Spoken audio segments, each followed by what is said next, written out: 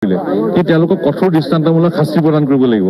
আৰু ছিংগাপুৰত যিসকলে জাহাজত উঠি হাঁহি খিকিন্দালি কৰি চাই আছিল তেওঁলোককো গ্ৰেপ্তাৰ কৰি চোঁচৰাই অসমলৈ লৈ আহিব লাগে। আৰু জুবিন গাৰ্গৰ যতনত যিসকলে অৱহেলা কৰিলে তেওঁলোককো কঠোৰ শাস্তিমূলক ব্যৱস্থা ল'ব লাগিব, শাস্তি দিব লাগিব।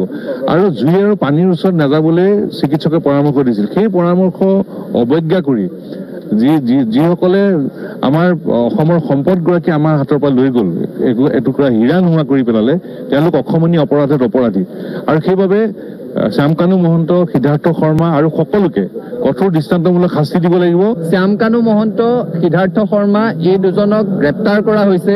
আৰক্ষীয়ে এই ধৰণেৰে প্ৰমাণেৰে সৈতে কটকটীয়াকৈ গোচৰ দুটা গঢ়ি তুলিব লাগে, যাতে কোনো কাৰণত আইনৰ সুৰুঙাৰে যিমানেই উচ্চ পদস্থ নহওক কিয়, যিমানেই ডাঙৰ মানুহৰ লগত যোগাযোগ নাথাকক কিয়, সিদ্ধাৰ্থ এই দুটা স্বাৰ্থলোভী জাতিদ্ৰোহী খলনায়ক যাতে বাচি যাব নোৱাৰে তাৰ কাৰণে সকীয়াই দিছো। একে সময়তে কেৱল শ্যামকানু আৰু সিদ্ধাৰ্থ নহয়, ছিংগাপুৰ আছাম এছ'চিয়েশ্যনৰ সেইকেইটা জাতিদ্ৰোহী যি শেষৰ মুহূৰ্তত জুবিন গাৰ্গৰ সৈতে আছিল, জুবিন গাৰ্গে পানীত ককবকাই উশাহ টানি থাকোঁতে যিকেইটাই খিকিন্দালি কৰি ভিডিঅ' কৰি থাকিলে আৰু এতিয়া ৱেব ছিৰিজৰ এপিছডৰ নিচিনাকৈ এটাৰ পিছত এটা ভিডিঅ' এৰি আছে, সেই জাতিদ্ৰোহীকেইটাকো চোঁচৰাই অসমলৈ অনাৰ ব্যৱস্থা কৰিব লাগে, ছিংগাপুৰৰ পৰা ধৰি আনিব লাগে আৰু সিহঁতক দৃষ্টান্তমূলক শাস্তি দিব লাগে। হয়, আমি টাইপাৰ কেন্দ্ৰীয় সমিতিৰ তৰফৰ পৰা চৰকাৰলৈ এটা বাৰ্তা দিব বিচাৰিছোঁ, যাতে এই দুজন যি কালপ্ৰিট, যিজনৰ কাৰণে অসমৰ জাতীয় সম্পদ, ভাৰতবৰ্ষৰ সম্পদ আৰু আন্তঃৰাষ্ট্ৰীয় এজন শিল্পীক আমি হেৰুৱাইছোঁ, গতিকে শ্যামকানু মহন্ত, সিদ্ধাৰ্থ শৰ্মা যাতে কোনোপধ্যে হাৰি নাযায়।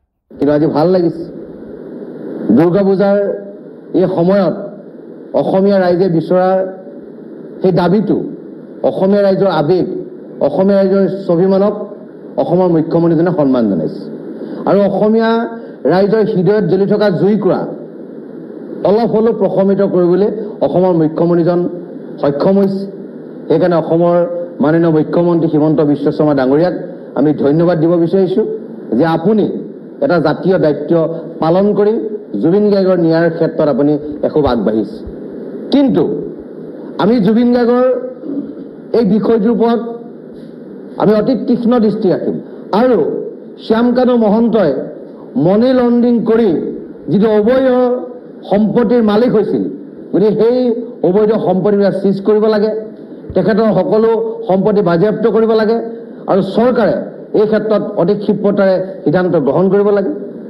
আৰু সিদ্ধাৰ্থ শৰ্মা বোলা এই দালালিটোক কোনো কাৰণত কোনো কালে যাতে ওলাব নোৱাৰে জেলৰ পৰা, এই ব্যৱস্থা চৰকাৰে কৰিব লাগে।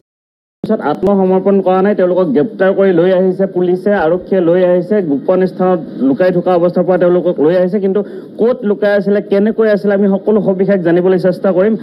চিফ মেনেজিং এডিটৰ চৈয়দ জাহিৰ হুছেইনৰ পৰা 13 দিন হৈ গ'ল তেওঁলোকে আত্মগোপন কৰি আছিলে।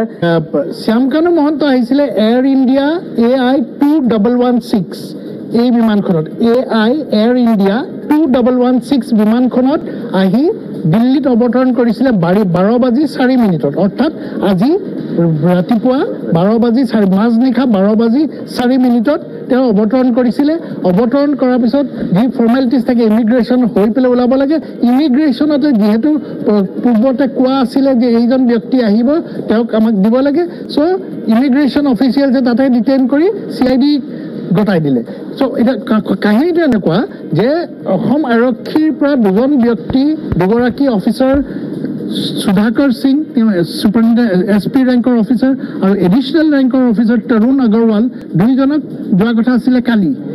যেতিয়া এই বহুলভাৱে প্ৰচাৰিত হৈছিলে যে তেওঁলোকে কালি গৈ পেলাই ছিংগাপুৰ পাব, ছিংগাপুৰ আৰক্ষীৰ লগত যোগাযোগ কৰি পেলাই গ্ৰেপ্তাৰৰ প্ৰক্ৰিয়া কৰিব, এই কথাবিলাক যেতিয়া প্ৰচাৰ হৈছিলে তেতিয়া শ্যামকানুৱে ভাবিছে যে মাই গেম ইজ অভাৰ, মোৰ এতিয়া ইয়াত আৰু মোৰ উপায় নাই। চ' তেওঁ ভাবিছিলে যে তেওঁলোকে ইয়াত অৱতৰণ কৰিব আৰু মই ইয়াৰ পৰা পলাই পেলাই দিল্লী গুচি যাওঁ। সেই বস্তুটোতে মিছকেলকুলেট হ'ল। যেতিয়া তেওঁ টিকেট কাটিলে এয়াৰ ইণ্ডিয়াত, তেতিয়াই অসম আৰক্ষীয়ে অৱগত হ'ল যে তেওঁৰ প্লেন চেঞ্জ কৰিছে। চ' দিল্লীৰ পৰা উৰা নামাৰি এই দুগৰাকী ব্যক্তিক দিল্লীতে ৰৈ দিলে। আমি যদি চাওঁ কিছুমান সংবাদ মাধ্যমে কালি বাতৰি প্ৰচাৰ কৰিছে যে এতিয়ালৈকে যোৱাই নাই, কিন্তু যেতিয়া আমি খবৰ কৰিছিলোঁ যে আমি গম পালোঁ যে কিবা এটা তাত উদ্দেশ্য আছে।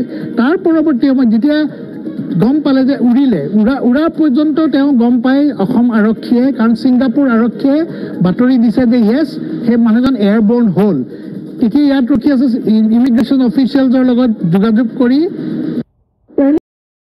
শ্যাম কানু মহন্তৰ সিদ্ধাৰ্থ শৰ্মাক গ্ৰেপ্তাৰ কৰা হ'ল সঁচাকৈ CIDৰ দলটো অসম আৰক্ষীৰ দল কানু মহন্তক গ্ৰেপ্তাৰ কৰি অনা হ'ল নেকি সিদ্ধাৰ্থ শৰ্মা ক'ত লুকাই আছিল ক'ত ধৰা পৰিলে শ্যাম কানু মহন্ত সিদ্ধাৰ্থ শৰ্মা একেলগে আত্মগোপন কৰি আছে এনে বহু প্ৰশ্ন এই মুহূৰ্তত অসমৰ 3,40 লাখ মানুহৰ মনত উদয় হৈছে প্ৰশ্ন উত্থাপন কৰাটো স্বাভাৱিক কথা কাৰণ সিদ্ধাৰ্থ শৰ্মা আৰু শ্যাম কানু মহন্ত দুয়োকে একেলগে গ্ৰেপ্তাৰ কৰি গুৱাহাটীলৈ লৈ অনা হ'ল তাতে প্ৰশ্ন হৈছে দুয়োগৰাকী একেলগে আত্মগোপন কৰি আছিল নেকি যে নে দুয়োগৰাকী একেলগে আছিল দিল্লীত এনে বহু প্ৰশ্ন উত্থাপন হৈছে নে ছিংগাপুৰত আছিল শ্যাম কানু মহন্ত সিদ্ধাৰ্থ শৰ্মা আমি এই মুহূৰ্তত আপোনালোকক সবিস্তাৰে তথ্য সবিস্তাৰে জনাবলৈ চেষ্টা কৰিম কি ধৰণে শ্যাম কানু মহন্ত সিদ্ধাৰ্থ শৰ্মাক গ্ৰেপ্তাৰ কৰা হ'ল কেনেকৈ CIDৰ জালত পৰিছিল শ্যাম কানু মহন্ত সিদ্ধাৰ্থ শৰ্মা